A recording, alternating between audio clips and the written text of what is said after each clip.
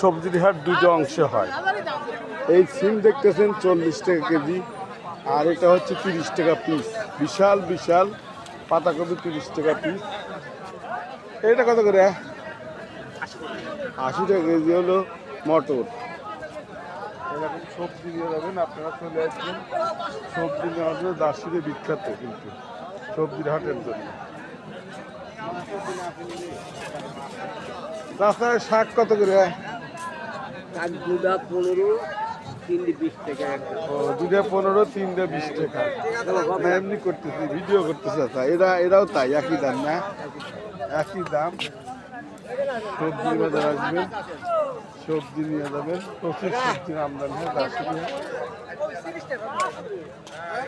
এই যে টমেটো আছে। টমেটো কত করে? 30 টাকা। আর কপি? কপি 30 টাকা। আর সিম? সিম 40 টাকা কেজি। এরকম দার্শিলের হাটে সবজি প্রচুর আমদানি হয়, কারণ আওতাবাড়ি সবজি বিখ্যাত দার্শিলের পাশে। বেগুন কত করে? বেগুন 40 টাকা। 40 টাকা কেজি।